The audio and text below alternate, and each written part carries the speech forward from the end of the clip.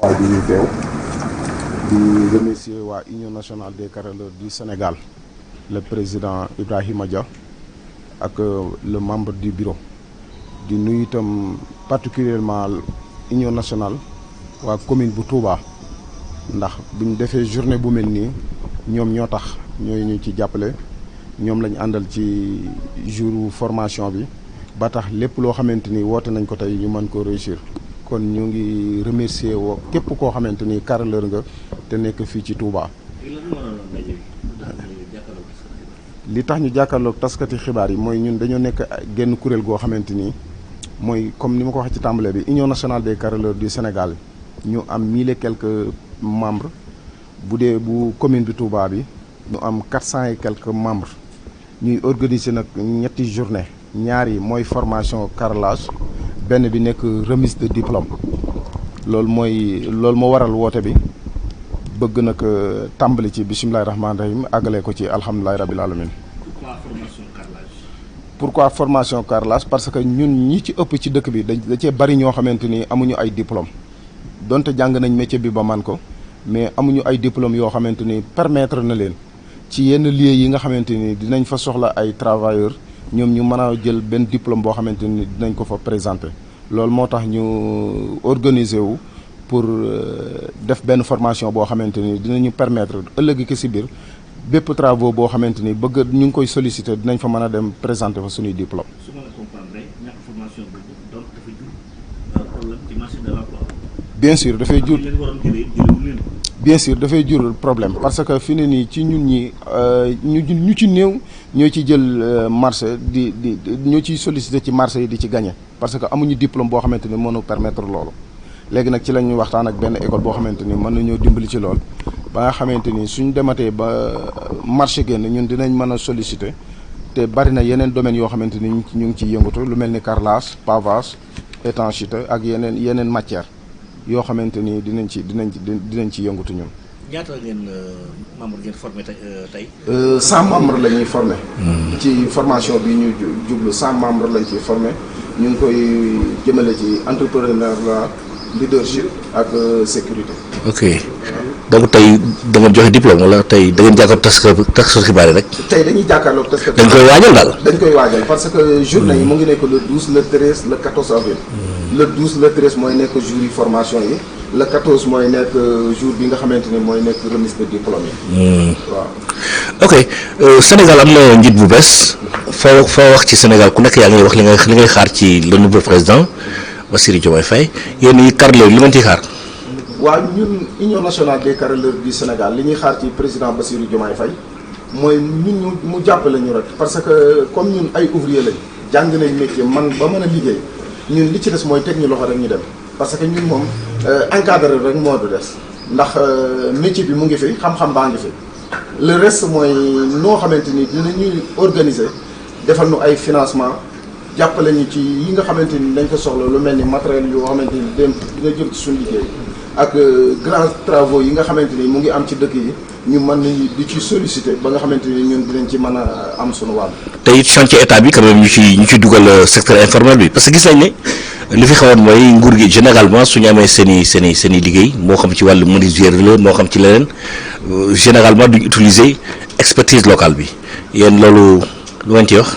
waaw loolu moom yàgg nañ koy naqarloo moo tax sax ñu jël suñuy propre moyen parce que tey dañoo jël suñuy propre moyen ñun pour organiser wu def formation boo xamante ni ñun ñoo koy fayal suñ bopp te jàpp naa ne loolu état la waral ndax ñun dañuy jël suñuy impôt ak suñuy taxe di fay kon état moo ñu war na encadrer mas naa ko wax ci benn rencontre bu ñu defaloon ak benn ministre ma ne ko ñun de yéen war ngeen noo bokk ci ñi nga xamante ni ñun ngeen di war a mën a gën a jàppale ndax ñun ku tëj ci daara ji ñu indil nu ko képp ku nangootu a jàng ñu indil nu ko ku tëj ay parents ñu indil nu ko ñun ñu formé ko nag ba nga xamante ni dina am métier dina mën a liggéey mais nag du am diplôme boo xamante ni dina ko mën a permettre pour mu dugg ci li nga xamante ni mooy chantier yi nga xamante ni état da koy joxe. kon vraiment ñoo ngi tàllal loxo le président Bassirou Diomaye Faye ak gouvernement bi mu fas yéenee àndal yëpp di leen ñaanal nag suñ borom defal leen réussite ndax bu ñu réussiree Sénégal yëpp réussir kon yàlla nañu réussir ñun ñëpp ba ñun li nga xamante ni bëgg nañ ko mooy secteur ouvrage avancé dem ci kanam ñun itam ñu gis ci suñ bopp lépp loo xamante ni ay liggéey la yoo xamante ni ñu ngi koy joxe ci dëkk bi particulièrement ouvrier yëpp man cee gis seen wàll waaye nag Union nationale des carreleurs du Sénégal itam ñoom man cee gis seen bopp bu baax a baax. macha allah ba tey ñu la doon laaj lii ñan ngeen ko àndal.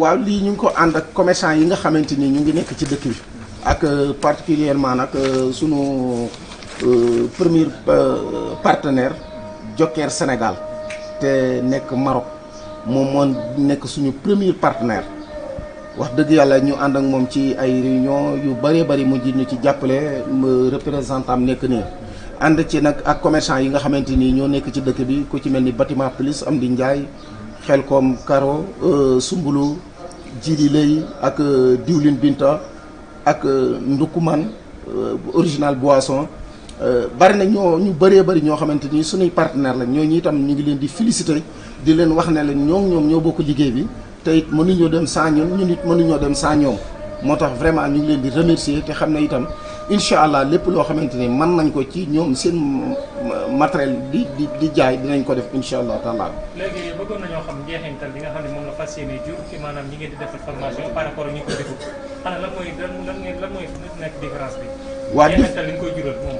waa njeexante li mooy boo génn ci formation bi di nga am diplôme boo xamante ni reconnu par état du Sénégal lay doon nga xam ne tey bu exemple am na ñu bëree bëri ñoo xamante ni ay jeunes yoo xamante ni ñu ngi bëgg a génn dem à l'extérieur mais amuñu benn diplôme bu professionnel boo xamante ni mën nañ ko présenter kon nag njeexintal gi li ñu ciy séntu mooy ñoom bu ñu génnee ci formation bi bépp entreprise boo xamante ni soxla na ay ouvrier boo demee déposer sa diplôme moom dina la jël fépp foo xamante ni état itam mu nga fay laaj mu nga fay lancer appel d'offre marché boo jëlee sa diplôme dugal fa dinañ ko mën a jël boo bëggee dem à l'extérieur itam pour liggéeyi fa boo jëlee sa diplôme boobu déposé ko ci ambassade yi wala consulat yi ñoom itam dina leen permettre ñu mën laa jël njeexital doolu la leen ci bëgg incha allah taala. critères yi lan ngeen leen di jëlee ñoom carreleurs yi lan ngeen leen di laaj. carreleurs yi moom dañoo def don rek benn don boo xamante ni képp ku bëgg a participer day am loo xamante ni da nga koy joxe léegi nag loolu buñ ko boolee ak ñun li nga xamante ni moom la ñaan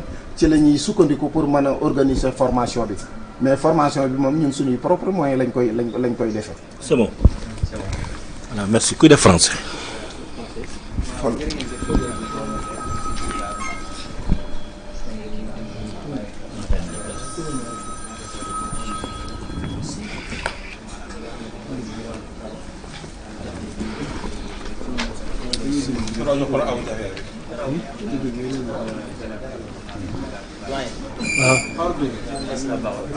D'accord, merci.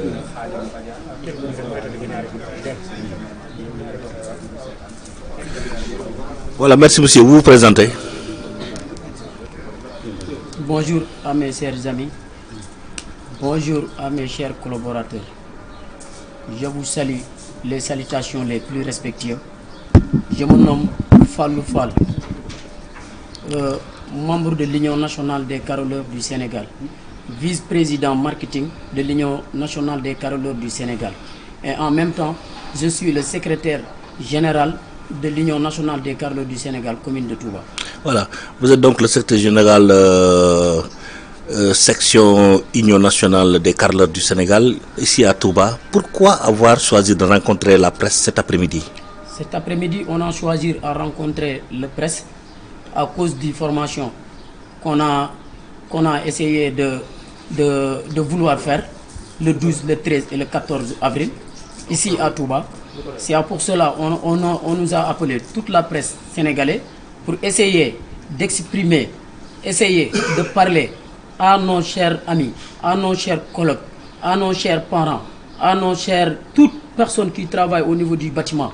On vous appelle et on vous tend la main pour que vous puissiez venir ici nous essayer de nous aider et de nous accompagner sur ce jour de formation. Pourquoi cette formation en carrelage? Cette formation en carrelage, nous voudrons structurer notre travail, sécuriser notre travail parce qu'on voit, il y a des jeunes qui fait 12 ans de métier ou bien 20 ans de métier sans avoir aucun diplôme qui montre que celui-là est très fort sur ce métier-là ou bien celui-là fait ce métier-là. Et quelle est la conséquence d'un manque de diplôme dans votre secteur?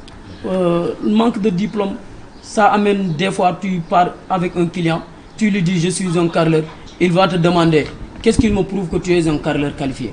Tu n'as aucune chose à lui expliquer parce que ici au Sénégal, si tu veux gagner les grands marchés, si tu veux travailler correctement, tu dois avoir un diplôme que tout le monde doit reconnaître. Ce qui veut dire que vous avez des problèmes sur le marché de l'emploi. Oui, on a beaucoup de problèmes au niveau des marchés d'emploi. Beaucoup même. Et c'est ça que vous voulez corriger? C'est ça qu'on voudrait nous corriger, nous structurer pour que on puisse être dans les bons rangs. Moustapha Ndiaye, mon confrère l'a demandé tout à l'heure en Wolof. Je vais le reprendre en Wolof pour l'épargner de cette question, pour lui épargner cette question autant pour moi. Alors, quelle est la conséquence d'un manque de diplôme? Qu'est-ce que ça va créer comme problème, comme obstacle? Je prends un exemple, comme une chauffeur qui peut conduire une voiture et qui n'a pas de permis de conduire. Si tu n'as pas de permis de conduire, si tu conduis une voiture, si tu fais une choc ou quelque chose, si on t'attrape, tu vas payer les pots cachés.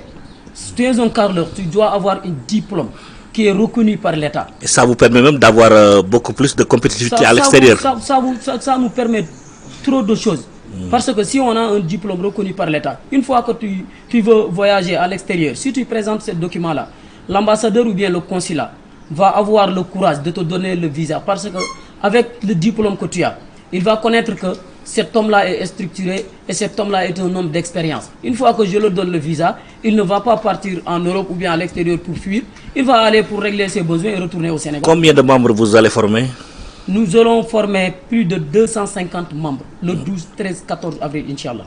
Ok. Et qu'est-ce que vous attendez du nouveau gouvernement? On attend de notre président, M. Bassirou Diomaye Faye, président de la République du Sénégal. On lui souhaite d'abord, soyez les bienvenus, que Dieu lui facilite tout ce qu'il veut envers le Sénégal. On lui tend la main en tant que nous, fils du pays, en tant que nous, ouvriers du pays. On lui tend la main pour qu'il essaye de nous aider. Ce qu'il va nous aider, c'est de nous donner les marchés qui sont ici au Sénégal. Le fait que tu transportes les Turquiens, les Marocains et toute autre personne pour l'amener ici, pour leur donner les marchés. Et les étrangers qu'on amène ici, c'est eux qu'on donne les marchés, mais eux, c'est eux qui ne travaillent pas. Non, ils ne travaillent pas. Ils essayent de nous donner, de nous soumettre les chantiers pour que nous puissions continuer à faire le travail. C'est ça qu'on veut que ça cesse. Nous, les fils du Sénégal, les dignes fils du Sénégal, qui sont beaucoup battus pour le développement de notre pays, nous poussons le président de la République à nous tendre la main, à nous solliciter, à nous accompagner pour que tous les marchés, ce qui est carrelage, peindre, papier peint, tout ce qui est pavage, plomberie, électricien, faux plafonnage, ce n'est pas la peine d'aller à l'extérieur de chercher des partenaires. Nous pouvons le faire et nous le ferons, Inch'Allah. Moustapha l'a également posé en Wolof. Comment fonctionne la cellule de l'Union nationale des carreleurs à Touba? L'Union nationale des carreleurs du Sénégal à Touba, on a un groupe WhatsApp. Tout ça commence par le groupe WhatsApp. Si une fois on voit un carreleur dans la rue, on essaye de lui orienter pour qu'il participe au niveau du groupe. Une fois que vous êtes dans le groupe, vous avez une chantier, vous avez quelque chose à vous compléter ou bien vous avez quelque chose que vous ne connaissez pas, vous marquez info. Si tu mets info, tout le groupe va te mettre à la main. Il y a des cotisations? Il y a des cotisations sociales, 1500 francs chaque fin du mois. Parce que des fois, on envoie des chocs au niveau des chantiers. Il y a des gens qui tombent au niveau des échafaudages, ou bien des gens qui font des chocs au niveau des chantiers, ou bien même un ouvrier qui reste longtemps sans travailler, sa femme a eu un bébé, ou bien il a besoin de quelque chose pour soutenir sa famille. C'est pour cela qu'on sollicite des cotisations pour essayer d'aider nos camarades carreleurs. On a aussi une question. Pour cet événement que vous voulez organiser, vous le faites avec qui? Quel genre de personnes vous le faites? Vraiment, avec cet événement-là, nous remercions Joker du Sénégal. Nous remercions particulièrement Madame Mazda, qui est un étranger, une Marocaine, qui est venue ici au Sénégal, qui nous a tendu la main, qui nous a accompagnés dans tous les plans et dans toutes les plateformes. Même son collaborateur Binta, qui est un Sénégalais, digne fils du Sénégal, il nous a tout cédé. Il nous a ouvert toutes les portes pour qu'on puisse accéder à cette entreprise. Même aussi les grands commerçants qui sont au niveau de Touba. Si je m'essaye d'exprimer les noms, je vais faire une faute ou bien je vais oublier quelqu'un. Mais tous les commerçants qui sont au Touba nous ont sollicité, nous ont accompagnés pour la réussite de cette journée. Particulièrement au niveau du directeur Moussa Dione, qui est le directeur du IVS, qui est en partenariat avec l'ISES du Congo-Brazzaville, on a rencontré le corroborateur qui va assister ce jour de formation, Inch'Allah Rabbi. Inch'Allah. Voilà, c'est bon. Léegi sooy sama sëriñ léegi non attendez balaa muy dem balaa moo koy fàtte tu vas nous dire dans nos micros là 1 1 A 2 pour suñu monter ñu corriger les fautes que vous avez commises. J'ai pas compris ce que tu expliques. waxal ñu si micro bi xool une faute yi nga defee remarque naa ko. Une. xaaral rek 2 xaaral ma bind la ko saay. ok noonu ngeen ko déggee ñi nga xamante ne si rek ñoom ñooy les carleurs du Sénégal mais rawatina ñi nga xamante ne si ñoom ñoo fi nekk ci fi nga xamante ne si rek ñooy liggéey bu am solo liggéey bi nag doon lu am solo muy formation boo xamante ne si ñu ngi koy waajal ci waaj googu nga xamante ne si rek moom mooy boobee formation ñu woote woon tey jii fii ci kër Cheikhul Khadim gi nekk Daaru Marnaan mu doon résidence Cheikhul Khadim ñu nekk fi liggéey bu am solo boo xamante ne si rek moom lañu def waaye nag lëkkale ko ak mboolem ñi nga xamante ne si rek ay partenaires lañ ci les carleurs yi nga xamante ne si ñoo féete fii ci Touba nag daal di àndandoo ngir rek fexe naka la ñuy def rek ba lijjanti waaye te defar te xoolaat li nga xamante ni si rek moom mooy liggéey bu am solo bi nga xamante ni si rek moom la ñuy def waaye nag waajal li nga xamante ni si moom mooy seen formation ak remise de diplôme le 12 13 14 yu nekk remise de diplôme fi mu toll nii nag ki nga xamante ni si rek mooy directeur moom lañ fas yéene jox kaddu yi ngir rek mu fas yéene yaatal li nga xamante ni si rek moom mooy liggéey bi incha allah.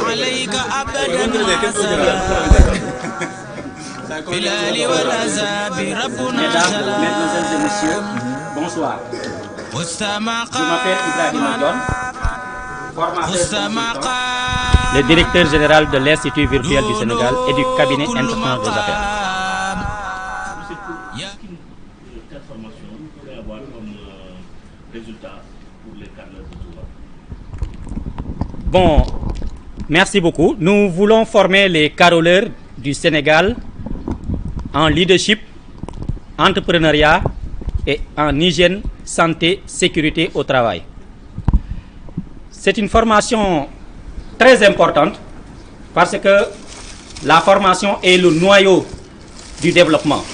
C'est la raison pour laquelle le président poète Léopold Sédar Senghor disait « Sans hommes formés, conscients et consciencieux, on ne saurait parler de développement. » Le Cheikh Anta Diop y ajoute « Formez-vous, armez-vous de sciences jusqu'aux dents, à formation égale, la vérité triomphe. » Et que vous savez que le monde du travail est caractérisé par une concurrence généralisée.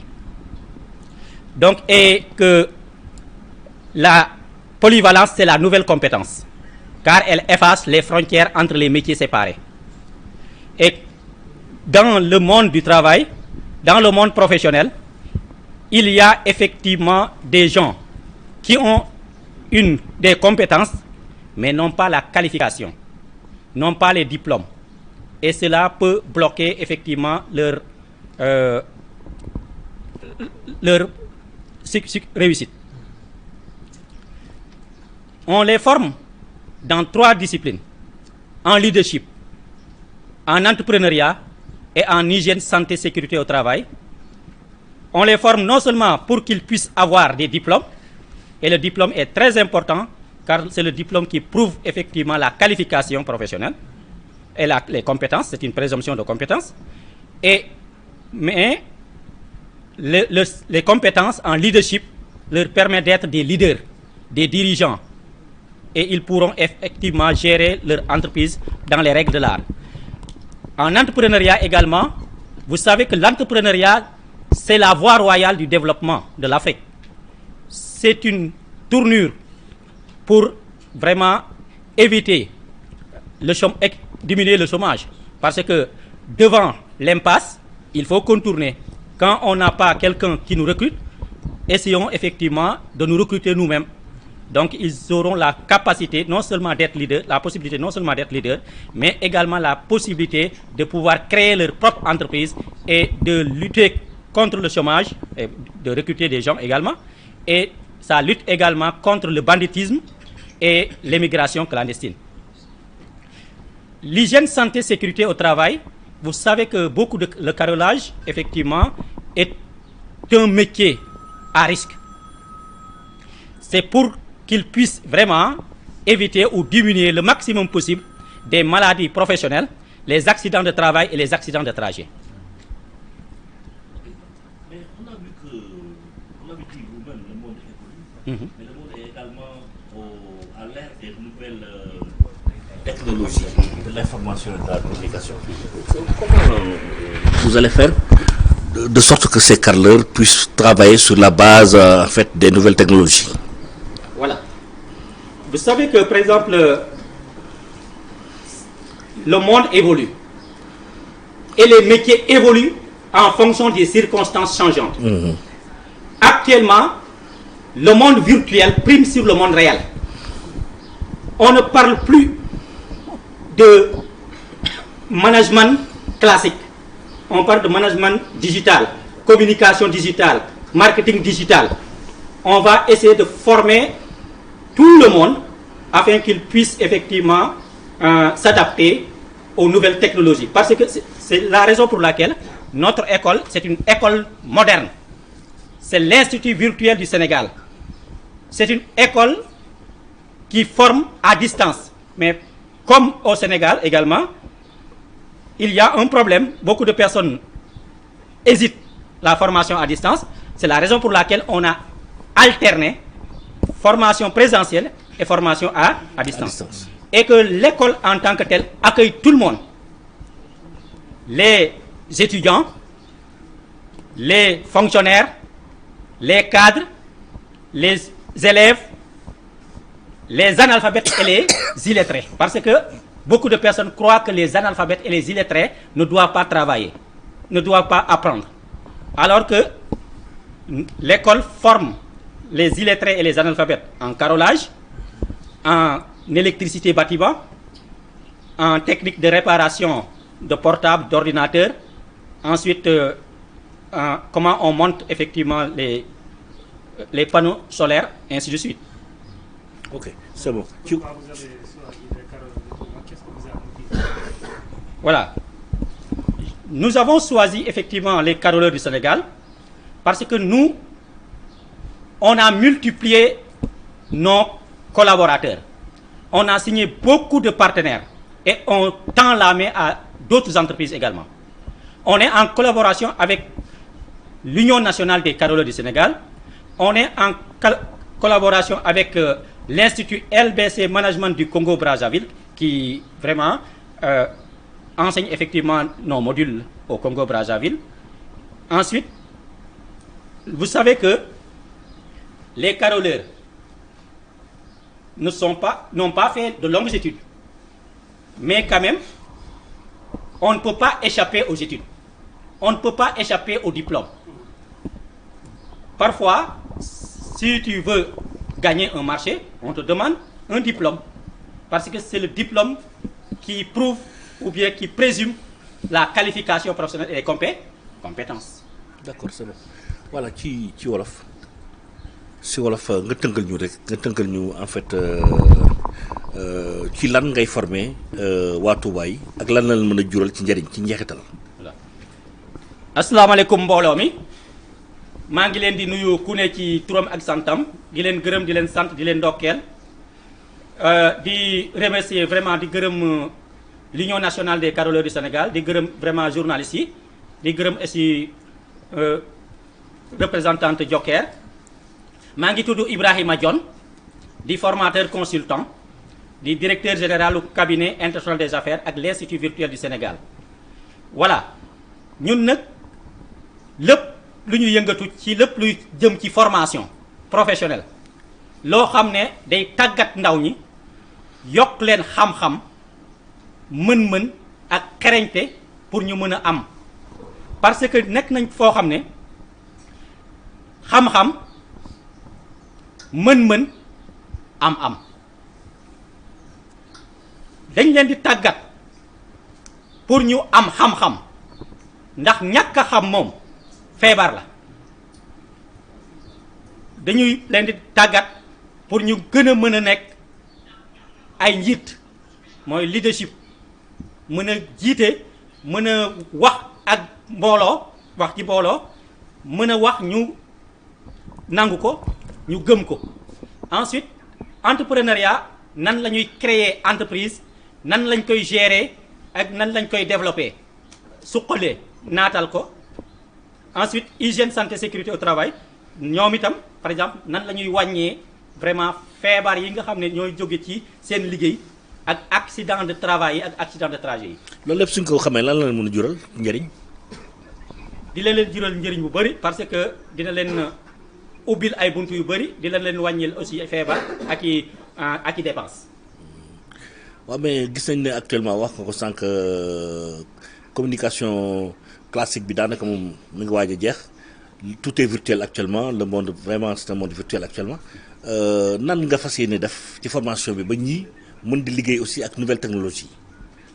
voilà ñun vraiment loolu moo tax sax suñu école bi jóg école bi mu ngi tudd Institut virtuel du Sénégal lépp lu jëm ci xaral yu bees yi informatique communication digitale marketing digital yooyu yëpp dinañ ku ci ñëw ku ñëw ci ñun vraiment dañ lañ former ci domaine yooyu parce que compétence yu bees yi parce que caabu yu màgget yi mënatuñoo ubbi buntu yu bees yi loolu nag soo gisee chômage bi bëri ñëpp ñun dañoo bëggut a avancer. léegi lan moo leen yokk poussé dëgg-dëgg bu ngeen boole ci waa Touba yi ñoom Karelo yi ne Touba lu tax ngeen boole leen ci. voilà ñun moom vraiment écarté wuñu kenn caroleurs yi vraiment ñoom dañoo nekk nit ñoo xam ne dañoo takku booloo bëgg a liggéey looloo tax vraiment ñun dañuy sawar ànd ak ñoom parce que ñun lépp lu ñuy def lu am njëriñ am solo baax te rafet te mën a développer dëkk naatal askan wi dama bëgg nag ñun ak caroleurs yi yëpp ñu booloo def benn say di xëccandoo di dóorandoo ci jom ci fula ci ngor ak ci jom. merci soxna si booy yóbbaale ma taskam bi.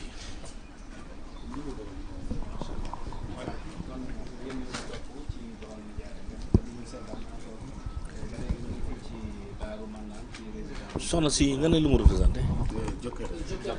Joker mooy lan sax lan mooy Joker. bi gis naa ñu koy publicité teel a lan la boisson la c'est boisson non. ah ok voilà soxna si présenté wul. salaamaaleykum ah wolof kese la ok. acca non moom suñu collaborateur au niveau du Maroc si expliqué wolof waaw da commencé wolof ba def France dégg nga wolof.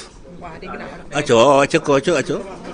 salaamaaleykum maa ngi nuyu ñëpp ñu fi teew man la Binta Kanouté responsable marketing Joker Sénégal maa ngi nuyu ñëpp surtout directrice générale bi madame Mazda di nuyu monsieur le président di nuyu monsieur le formateur di nuyu commerçant yi fi teew yëpp di nuyu aussi monsieur Fallou.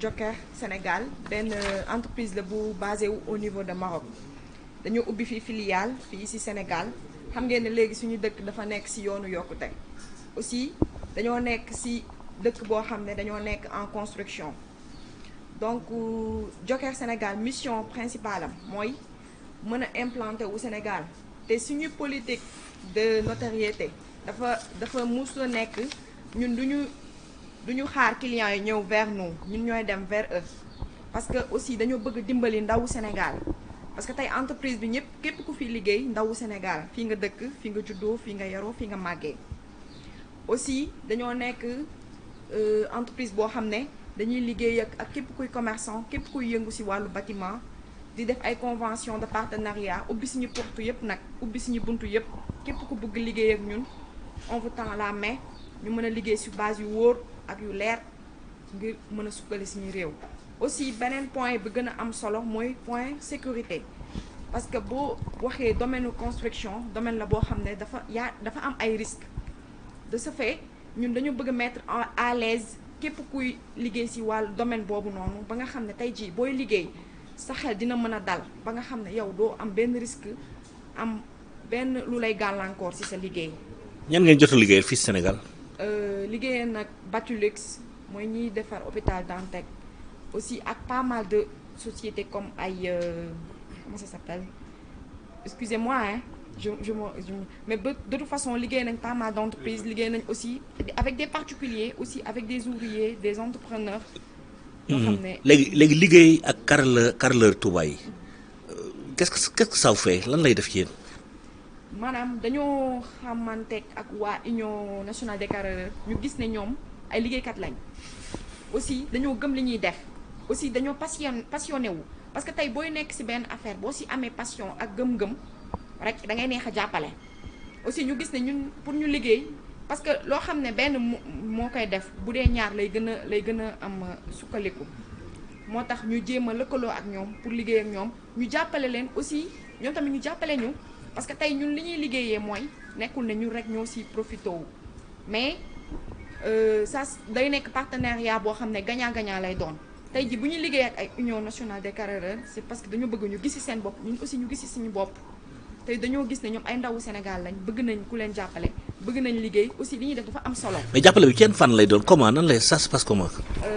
maanaam dañ leen di accompagner pour tout d'abord avec leur journée de leadership dañ leen bëgg jàppale accompagner ci journée bi aussi du yam foofu noonu dañ leen di gunge tey jii képp ku bëgg liggéey ak ñun comme ñoom signer contrat de partenariat tey yow yaay xool ñun dañ lay jox matériel yow nga liggéey soit nga liggéey walla nga jaay.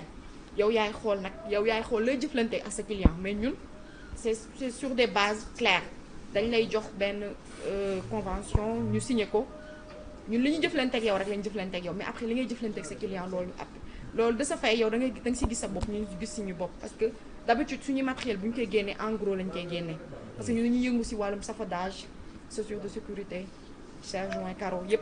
léegi da nga leen jox matériel ñu dem liggéey après ñu fay quoi loolu la. pour les commerçants. pour les commerçants on commence. pour carreleurs yi. pour carreleurs yi moom maanaam caro lañ leen di dimbalee te maanaam ñoom dañuy liggéey ci ay chantier xam nga tey jii booy liggéey ci ay chantier dinañ la jox marché chantier carrelage bi yaay xool yow léegi xam nga carreleurs yi ni ñuy liggéeyee rek da ngay ñëw bëgg nga caro ñu wax ak yow ñun prix en gros la ñuy génnelee yow nga xool nan nga koy mën a. c'est bon gars. jaajëf en français voilà vous représentez-vous. D'accord. Bonjour à tous. Je m'adresse mes salutations au nom du directrice générale Madame Majda. Joker Sénégal, c'est une entreprise marocaine qui a ouvert ses portes ici au Sénégal comme une filiale. Il travaille dans le domaine du construction, dans le domaine du bâtiment. Nous commercialisons tous les matériels de construction, y compris les étais, les safadages, les serre-joints, les carreaux, tout ce que l'ouvrier ou bien l'entrepreneur aura besoin. Nous allions la qualité et la sécurité. La qualité, nous voulons mettre à l'aise tous les travailleurs dans le domaine du secteur. En faisant quoi? Parce que notre spécialité, ce sont les échafaudages tours. Les échafaudages tours, ce sont les échafaudages qui vont avec les coffrages. Pour le coffrage, par exemple, vous n'avez plus besoin d'acheter les étais et les échafaudages séparément. Le tout en un. Notre politique, c'est d'assurer la sécurité parce que vous savez, dans le domaine de la construction, il y a beaucoup de risques. Nous voulons mettre à l'aise les ouvriers, les entrepreneurs, de travailler sans aucun souci ou bien de bien mener son travail.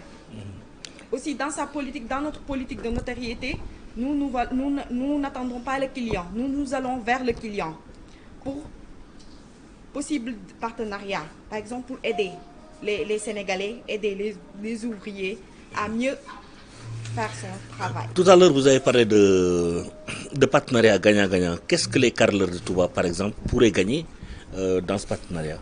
Oui, dans ce partenariat, les carreleurs, tout d'abord, on a décidé de travailler avec les carreleurs du Sénégal parce que par leur motivation, leur façon de faire et leur façon de bien faire.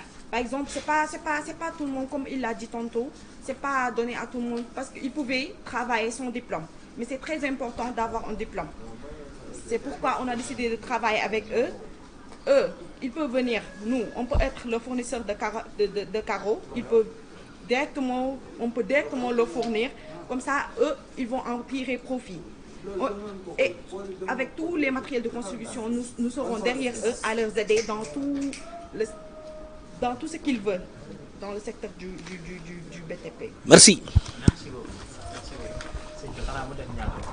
jërëjëf kon ñi ñuy topp ci naa sëñ bi def ñaan rek xanaa ngeen tàllal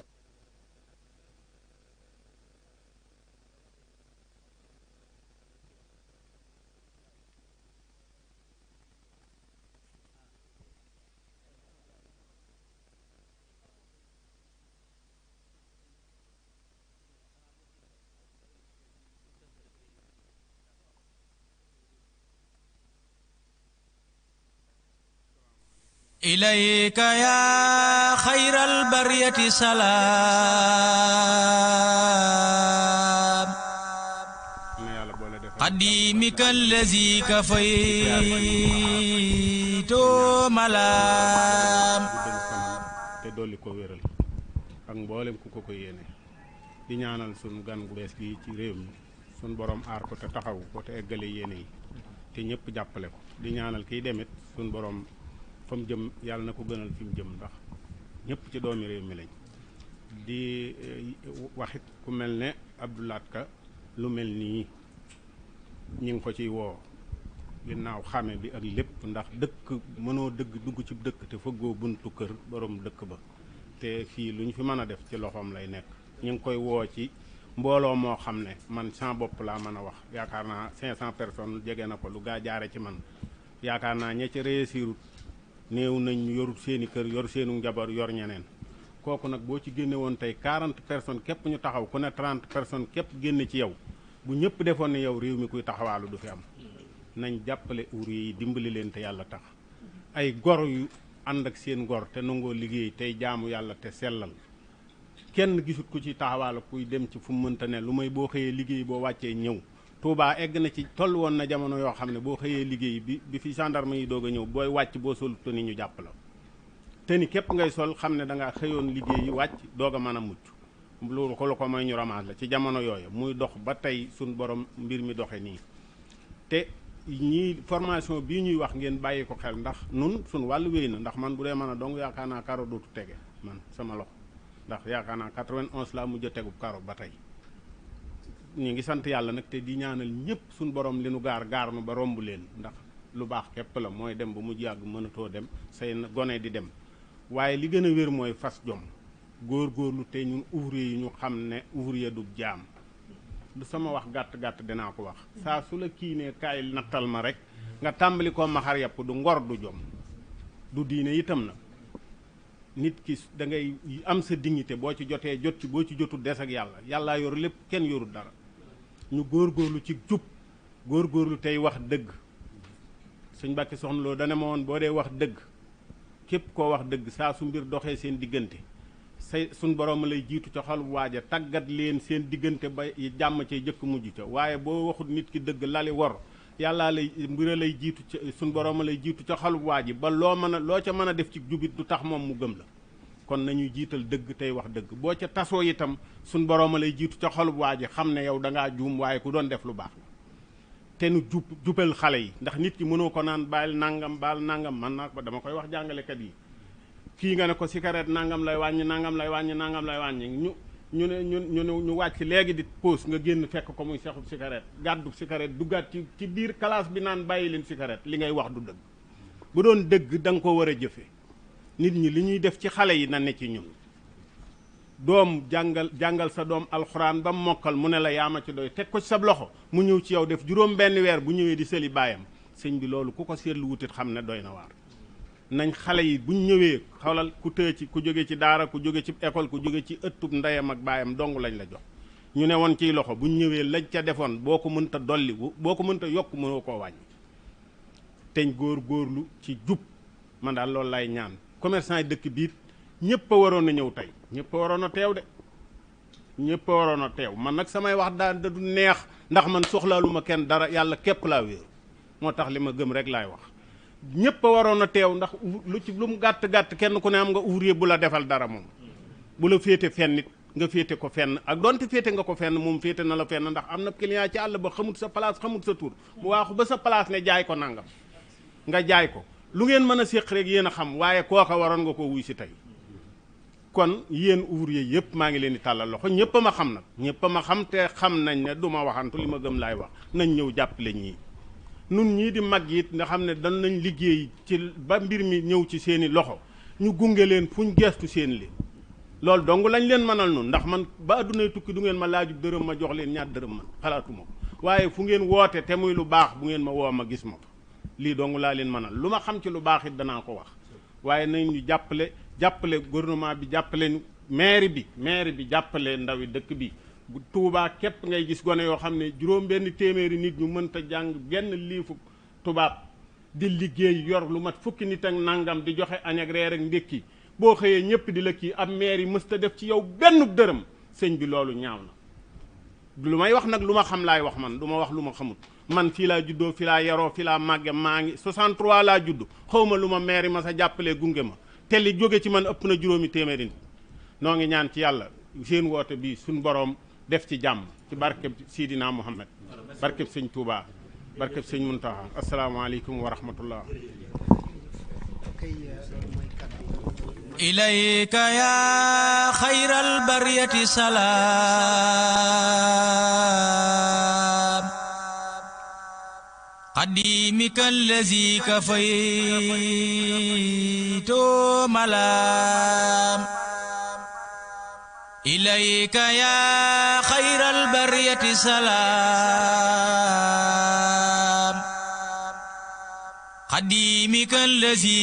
nga xamante ni si rek moom mooy résidence Cheikhul Khadim fii ci Daaru Marnaan liggéey bu am solo boo xamante ni si rek partenaires yi ñu ngi koy def ndax it ku ci mel ni Joker Sénégal dégg ngeen ko ak it école bi nga xamante ni si rek école bu am solo la ànd ko ak it ñi nga xamante ni si rek ñoom ñooy les carreleurs de Touba waaye les carreleurs national sax lay doon mais carreleurs de Touba la ñuy àndal institut virtuel du Sénégal accompagné leen de directeur John teew fii ak ñi nga xam ne ñooy représentant Joker Sénégal ci accompagnement bi nga xamante ni si moom la ñuy def ci liggéey bi nga xam ne ñoom saa su nekk rek ñu ngi koy ànd ak les ouvriers du Sénégal ak n'importe quel partenaire boo xamante ni si am nañ ko def ci seen kem kattan loolu nag moo nekkoon kàddu yi nga xamante ni si rek moom mooy doon yëkkatiku fii ci kër Cheikhul Khadim waaye yëkkatiku bi mu fi yëkkatiku it ak lépp rek ngir woowaat askan wi woowaat ñi nga xamante ni si ñoo féete Touba ak mboolem koo xam ne ouvrier nga rek ngir ànd ak ñoom xam na le 14 incha allah rabbi di remise du diplôme su ko defee buñ fa dajee rek dina gën a yaatu liggéey bi dina gën a leer nii nag moo nekkoon kàddu yi nga xamante ni si moom lañ doon am fii ki nekkoon ci régie bi di Serigne Fallou Fall ak mboolem waa Baol Média ña fa nekk ci micro bi Moustapha Thiam waaye ca technique ba ak caméra ba nekk Serigne Khadim ak Serigne Modou Diop Thiat à vous l'antenne di leen sant di leen gërëm.